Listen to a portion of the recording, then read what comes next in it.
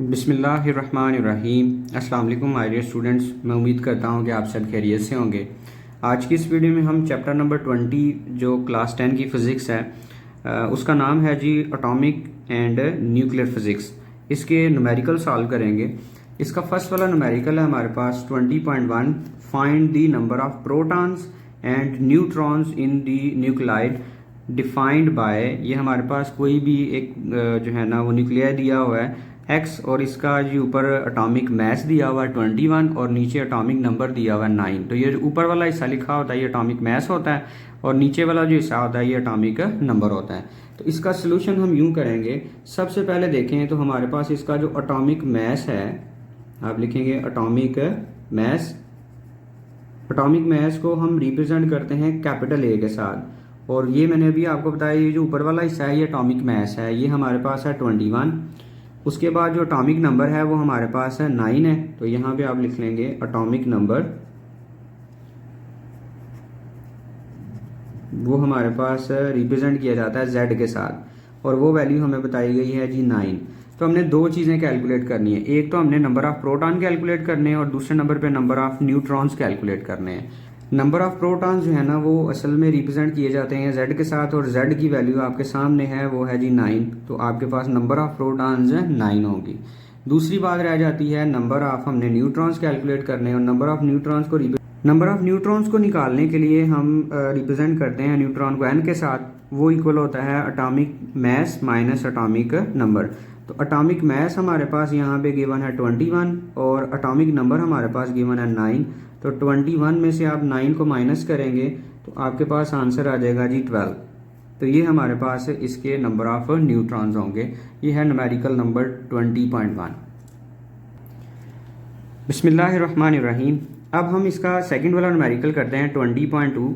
A fossil is found to have 25% of the carbon 14 कि एक fossil है वो हमें 25% जो है ना वो मिला है, हमने देखा है कि वो 25% है, और वो कौन सी चीज़ है जी, कार्बन 14 का है।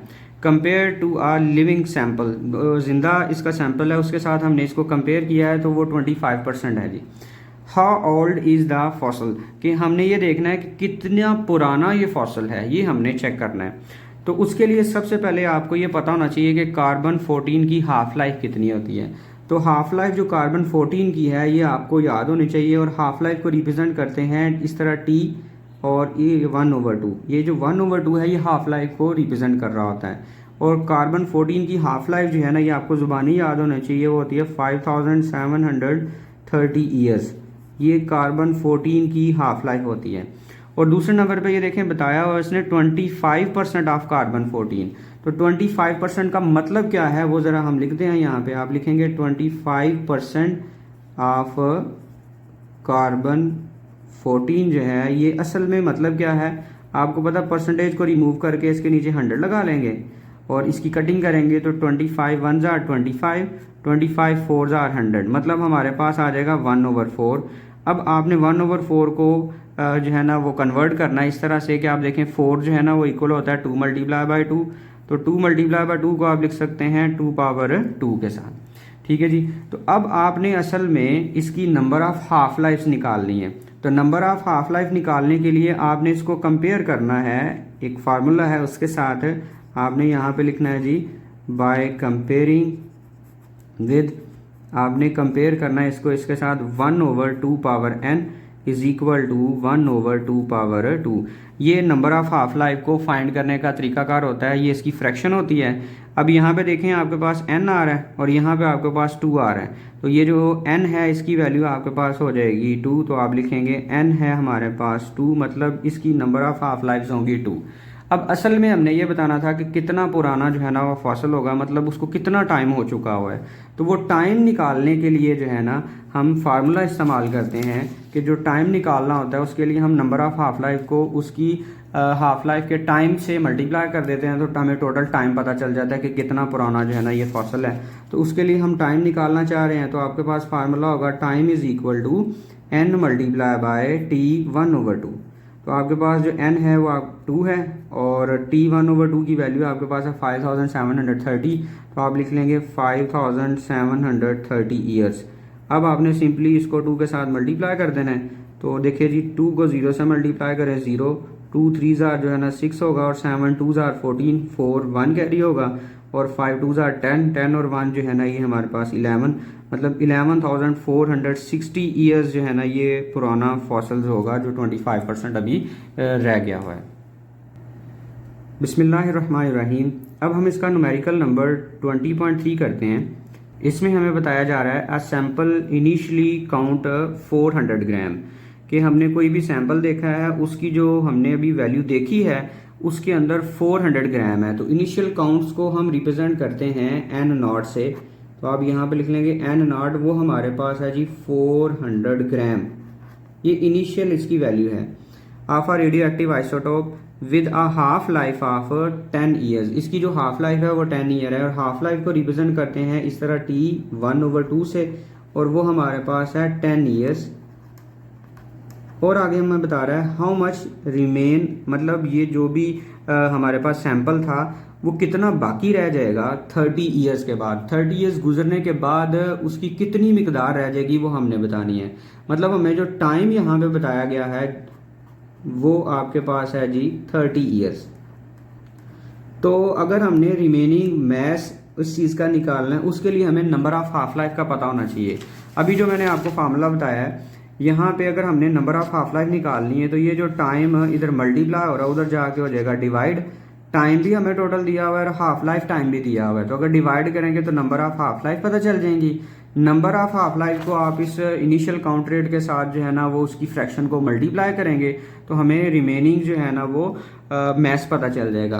तो ये सारी बातें बताते हैं जी। सबसे पहले आप इसमें से कैलकुलेट करें नंबर ऑफ हाफ लाइफ, तो उसके लिए आप लिखेंगे यहाँ पे number of half lives is equal to, उसको हम रिप्रेजेंट करते हैं एन के साथ, और वो कैसे निकालेंगे वो हमारे पास 300 नहीं है 30 ईयर्स है। तो आप यहाँ पे लिखेंगे 30 डिवाइडेड बाय 10, मतलब total time divided by half life time, तो ये आपके पास आ जाएगा 3, मतलब 3 हाफ लाइफ्स हैं। तो आपने अगर रिमेनिंग मैस निकालना है इसका जो 30 ईयर्स के बाद होगा वो इस तरह से निकालेंगे। आप लिखेंगे रिमेनिंग मैस वो इक्वल होगा असल में एन नॉट, ये फार्मूला होता है इसका, n not multiply by 1/2 power N.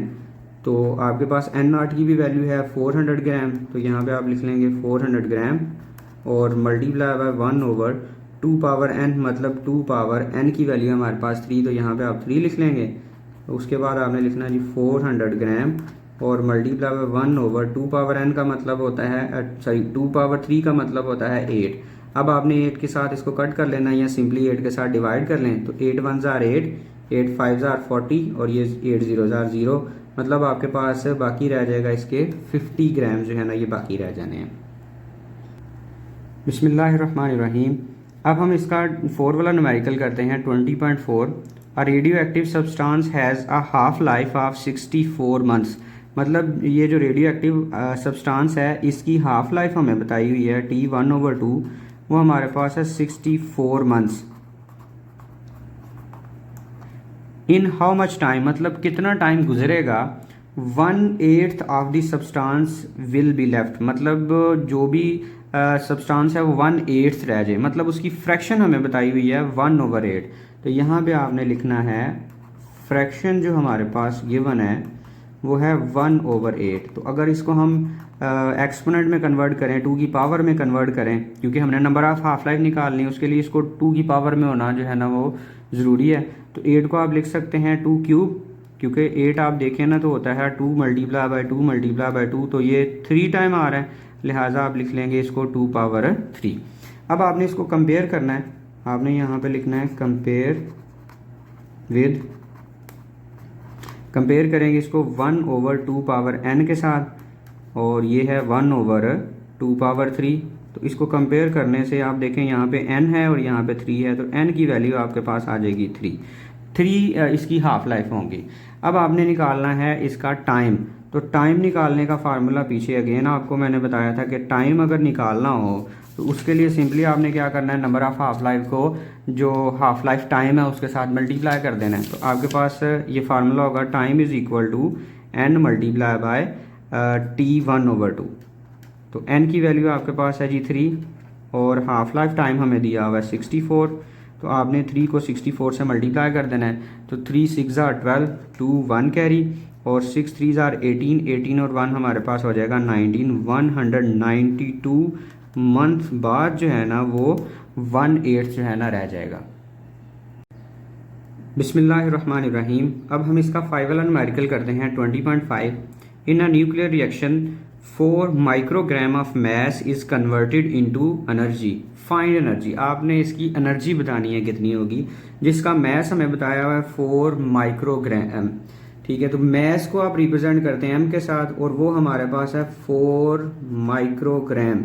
अब मसला ये आ रहा है कि ये इसका एसआई यूनिट नहीं है। एसआई यूनिट बनाने के लिए आप करेंगे ये कि लिखेंगे 4 और माइक्रो जो है ना ये इक्वल होता है 10 पावर -6 के।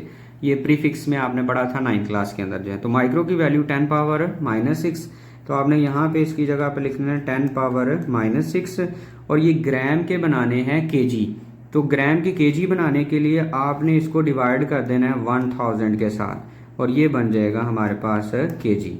तो फिर आप लिखेंगे 4 मल्टीप्लाई बाय 10 पावर -6 और ये जो 1000 है इसको हम लिख सकते हैं 10 पावर 3, क्योंकि ये देखें 1 के आगे 3 0 है तो ये 10 पावर 3 बन गया केजी। और उसके बाद आपने लिखना है 4 मल्टीप्लाई बाय 10 पावर, ये देखें ये -6 है और ये नीचे +3 है, ऊपर जाके इसमें से -3 हो जाएगा। यहाँ पे आप लिख लेंगे -3 केजी। मतलब फाइनल जो हमारे पास मैस निकलेगा वो ये होगा 4 मल्टीप्लाई बाय 10 पावर -9 केजी। ये एसआई यूनिट में होगा। तो ये हमारे पास मैस कैलकुलेट हो गया। अब देखें दूसरी चीज़, एनर्जी कैलकुलेट करने के लिए आपको चाहिए होती है सी। ठीक है जी, तो सी की जो वैल्यू होती है ये जो है ना स्पीड ऑफ लाइट होती है और ये होती है 3 मल्टीप्लाई बाय 10 पावर 8 मीटर पर सेकंड जो है ना। ये आइंस्टाइन इक्वेशन को हम यूज़ करके तो निकालेंगे एनर्जी और उसमें ये सी इन्वॉल्व हो रहा होता है और सी जो है ना स्पीड ऑफ लाइट को रिप्रेजेंट कर रहा होता है। तो यहाँ पे अब आपने लिखना है यूजिंग आइंस्टाइन इक्वेशन।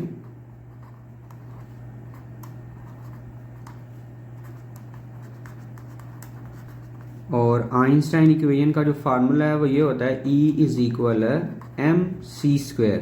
तो E = m की वैल्यू आपने कैलकुलेट की ये वाली ऐसे यूनिट में 4 मल्टीप्लाई बाय 10 पावर -9 और जो C की वैल्यू है वो हमारे पास है 3 मल्टीप्लाई बाय 10 पावर 8 और इसके ऊपर लग जाना है होल का स्केयर।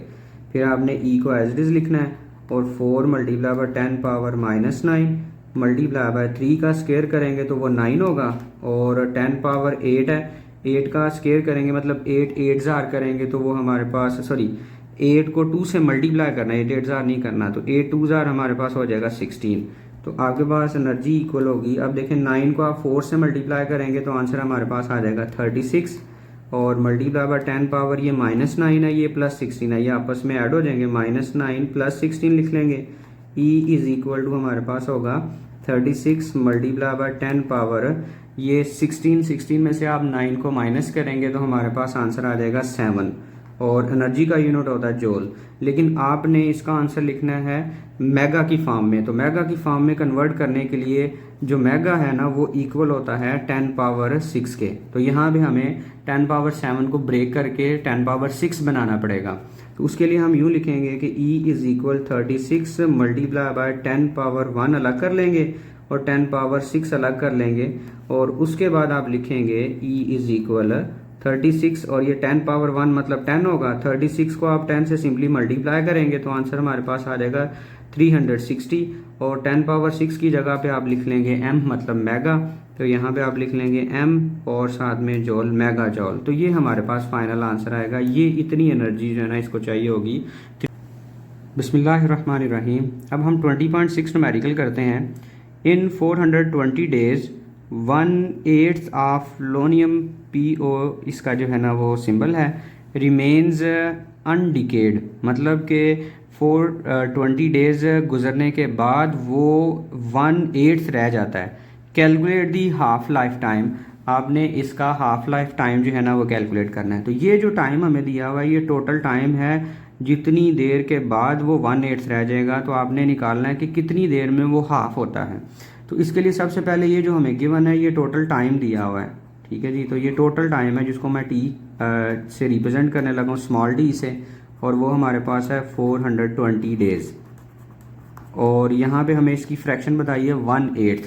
फ्रैक्शन से हम जो है ना number of half life calculate करेंगे। तो यहाँ पे आप लिख लेंगे हमारे पास जो फ्रैक्शन है वो इक्वल है जी 1/8, और इसको हम 2 पावर में कन्वर्ट करेंगे तो ये लिखा जा सकता है 2 पावर 3।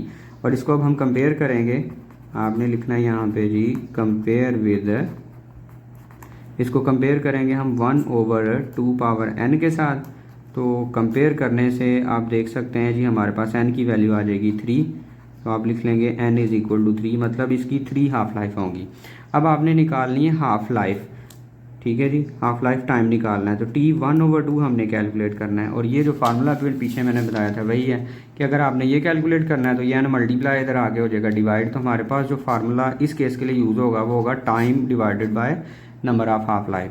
तो इससे जो है ना ये हम निकाल लेंगे t जो है 1/2 जो है। अब अगर आपने ये निकालना है तो यहाँ पे आपने सिंपली यूँ लिख देना है यूजिंग फार्मूला,